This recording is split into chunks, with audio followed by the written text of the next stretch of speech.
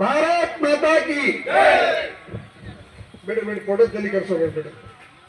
ಈಗ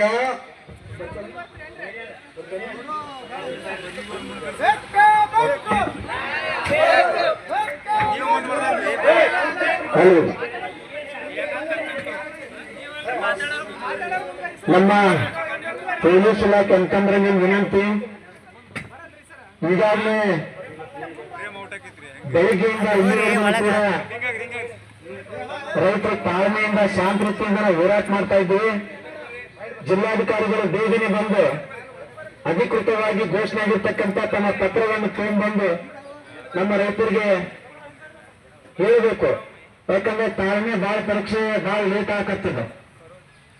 ತಾವೇನಾದ್ರೂ ಜಲ್ದಿ ಬಂದು ಘೋಷಣೆ ಮಾಡದೆ ಹೋದ್ರೆ ನಾವು ಬೀದಿಗೆ ಇರಬೇಕಾದಂತ ಪ್ರಸಂಗ ಬರ್ತೈತೆ. ದಯಮಾಡಿ ಬೇಗನೆ ಮಾನ್ಯ ಜಿಲ್ಲಾಧಿಕಾರಿಗಳು ಬಂದು ಈಗ ತಮ್ಮ ಏನು ಸಂದೇಶ ಅದನ್ನ ಆದಷ್ಟು ಬೇಗನೆ ಬಂದು ತಲುಪಿಸಬೇಕಂತ ಈ ಪೊಲೀಸ್ ಅಂತಮ್ಮರನ್ನು ನಾವು ವಿನಂತಿ ಮಾಡ್ಕೊತೇವೆ. ಯಾಕಂದ್ರೆ ಬೆಳಗ್ಗೆಯಿಂದ ನಮ್ಮ ತಾಯಂದಿರು ಊರಿಂದ ಬುತ್ತಿ ಮಾಡ್ಕೊಂಡ ಊಟ ಮಾಡಿಸಿದ್ರೆ ಗಟ್ಟಿಯಾಗಿ ಇಲ್ಲಿ ಕೂತೇವೆ ನಾವು. ಯಾಕಂದ್ರೆ ಸಾಕಷ್ಟು ಹಿರಿಯರಿರೋದ್ರಿಂದ ಶುಗರ್ ಬಿ.ಪಿ ಅದಾವ. ಮತ್ತೆ ಅವ್ರು ಹೋಗಿ ತಗೋಬೇಕು, ಅಲ್ಲಿ ಎಣ್ಣೆ ಆಕಳ ದನ ಕರ ಕಟ್ಕೊಂಡು ಬಂದಿವಿ. ನೀನು ಒಟ್ಟು ಇಲ್ಲೇ ಹೊಡ್ಕೊಂಡು ಬಂದ್ಕೊಂಡಿರ್ಬೇಕಾಕತಿ, ಜಲ್ದಿ ಅವ್ರನ್ನ ಕಳಿಸ್ಬೇಕಂತ ತಮ್ಮ ಮುಖಾಂತರ ನಾವು ಮನವಿ ಮಾಡ್ಕೋತೀವಿ. ಬೇಕೇ ಬೇಕು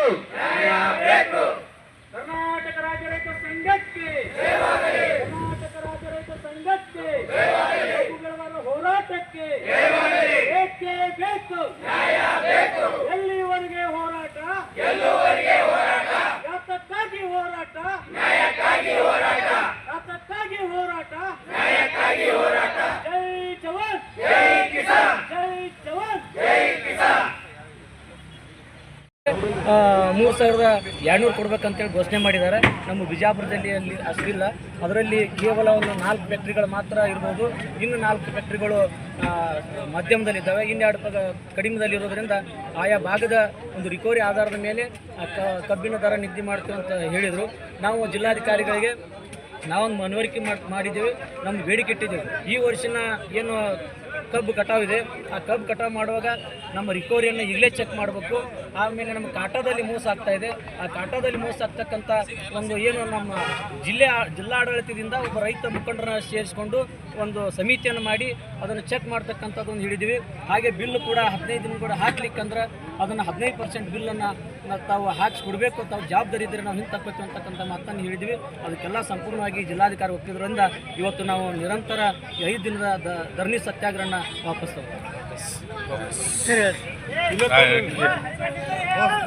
ಹೋರಾಟಕ್ಕೆ 5ನೇ ದಿನ ನಾವು ನಿರಂತರವಾಗಿ ಹೋರಾಟ ಮಾಡ್ತಾ ಇದ್ವಿ. ನಿನ್ನಿನ ದಿನ ಸನ್ಮಾನ್ಯ ಮುಖ್ಯಮಂತ್ರಿಗಳು ಒಂದು ಘೋಷಣೆ ಮಾಡಿದರು.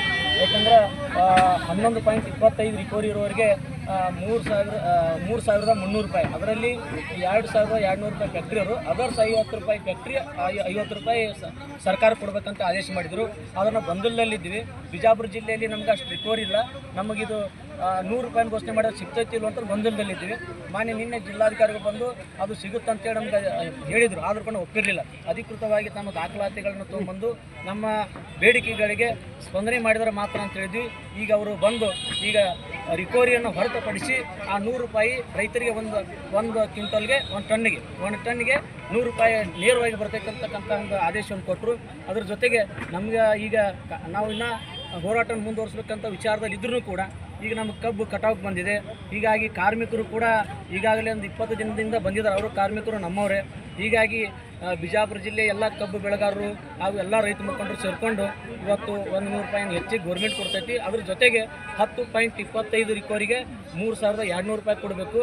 ಅದ್ರ ಹಾಗೆ 11.25ಕ್ಕೆ 2,000 ಈಗ ಏನು ಸರ್ಕಾರ ಆದೇಶ ಬಂದಿದೆ, ಆ ಆದೇಶಕ್ಕೆ ಬದ್ಧವಾಗಿ ಅದರಲ್ಲಿ ಕೊಟ್ಟಿರುವಂಥ ದರ, ಏಕೆಂದರೆ ಲಾಸ್ಟ್ 10 ದಿವಸದಿಂದ ದರದ ಬಗ್ಗೆ ಇರುವಂಥ ಒಂದು ಬೇರೆ ಬೇರೆ ವಿಚಾರಗಳಿದ್ದರೂ ಕೂಡ ಪ್ರಮುಖವಾಗಿ ಈ ದರದ ಒಂದು ಬೇಡಿಕೆ ಇರುವಂಥ ಹಿನ್ನೆಲೆಯಲ್ಲಿ ಇವತ್ತು ಅದಕ್ಕೆ ಉತ್ತರ ಸಿಕ್ಕಿದೆ.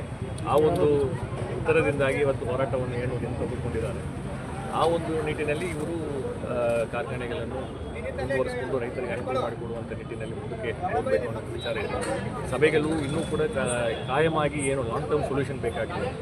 ಅದು ಕೋಆರ್ಡಿನೇಷನ್ ಫ್ಯಾಕ್ಟ್ರಿಗಳಿಗೆ ಮತ್ತು ರೈತರಿಗೆ ಇರುವಂತಹ ಗ್ಯಾಪನ್ನು ಒಂದು ಸಮನ್ವಯ ಸಾಧಿಸುವ ಮುಖಾಂತರ ಆ ಒಂದು ಗ್ಯಾಪನ್ನು ಕಡಿಮೆ ಮಾಡಿ ಅವರಿಗೆ ಮಧ್ಯದಲ್ಲಿ ಏನು ಇನ್ಪುಟ್ಸ್ ಕೊಡ್ತಾ ಇದ್ದಾರೆ ಮೆಚುರಿಟಿ ಬಗ್ಗೆ ಆಗಿರುವಂಥದ್ದು ಸೀನಿಯಾರಿಟಿ ಪ್ರಕಾರ ಕಟ್ ಮಾಡಬೇಕಾಗಿರುವಂಥದ್ದು ಈ ರೀತಿ ಬೇರೆ ಬೇರೆ ಸ್ಥಳೀಯವಾಗಿ ಇರುವಂತಹ ಪ್ರಾಕ್ಟಿಕಲ್ ಪ್ರಾಬ್ಲಮ್ಸ್ ಏನಿದೆಯಲ್ಲ ಅದರ ಬಗ್ಗೆ ಕೂಡ ಸೂಕ್ತ ಒಂದು ಸಮನ್ವಯ ಸಭೆ ಮುಂದಿನ ದಿನಗಳಲ್ಲಿ ಕರೆಯಲ್ಲ.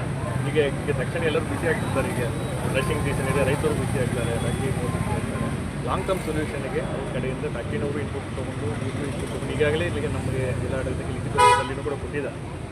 ನಾವು ಈಗಾಗಲೇ 4 ಸಭೆಯನ್ನು ಈಗಾಗಲೇ ಕಂಡಕ್ಟ್ ಮಾಡಿದ್ದೇವೆ. ಆ 4 ಸಭೆಗಳಲ್ಲೂ ಕೂಡ ಬೇರೆ ಬೇರೆ ವಿಚಾರಗಳು ಪ್ರಸ್ತಾಪ ಮಾಡಿದ್ದಾರೆ. ಒಂದು 15 ಪಾಯಿಂಟು ಒಂದು ಬೇಡಿಕೆಗಳನ್ನು ಇಟ್ಟಿದ್ದಾರೆ. ಅದರಲ್ಲಿ ಪ್ರೈಸ್ ಒಂದೇ, ಬಟ್ ಅದು ಬಿಟ್ಟು ಕೂಡ ಬೇರೆ ಬೇರೆ ರೆವೆನ್ಯೂ ಶೇರಿಂಗ್ ಆಗಿರುವಂಥದ್ದಾಗಿರ್ಬೋದು, ಅಥವಾ ಇದು ವೆಯ್ಟು, ರಿಕವರಿ, ಟೈಮ್ಲಿ ಪೇಮೆಂಟ್ಸು, ಈ ರೀತಿ ಕಾಸ್ಟ್ ಆಫ್ ಕಲ್ಟಿವೇಷನ್ ಕ್ಯಾಲ್ಕುಲೇಟ್ ಮಾಡುವಂಥದ್ದು, FRP ನಿಗದಿ ಆಗುವಂಥ ವಿಧಾನ, MSP, ಈ ರೀತಿ ಸಾಕಷ್ಟು ವಿಚಾರಗಳಿದೆ. ಅದರಲ್ಲಿ ಅವ್ರು ಏನು ಲಿಖಿತವಾಗಿ ಕೊಟ್ಟಿದ್ದಾರೆ ಅದೆಲ್ಲ ಪಾಲಿಸಿಟೇಷನ್ ಆಗಿರೋದರಿಂದ ನಮ್ಮ ಸರ್ಕಾರಕ್ಕೆ ಕಳಿಸ್ಕೊಂಡಿದ್ದಾರೆ. ಅಲ್ಲೂ ಕೂಡ ನಿನ್ನೆ ಮುಖ್ಯಮಂತ್ರಿಗಳು ಹೇಳಿದ್ದಾರೆ, ಅದನ್ನು ದೀರ್ಘವಾಗಿ ಒಂದು ಚರ್ಚೆ ಮಾಡಿ ಅದರಲ್ಲಿ ಒಂದು ಸಿಸ್ಟಮನ್ನು ಮೆಕ್ಯಾನಿಸಮನ್ನು ಕ್ರಿಯೇಟ್ ಮಾಡಿ ಅದನ್ನು ಸರಿಪಡಿಸುವುದಕ್ಕೆ ಒಂದು ಕ್ರಮವನ್ನು ಕೈಗೊಳ್ತಾರೆ. ಆ ನಿಟ್ಟಿನಲ್ಲಿ ನಾವು ಕೂಡ ವರದಿ ಸಲ್ಲಿಸ್ತೀವಿ. Thank you.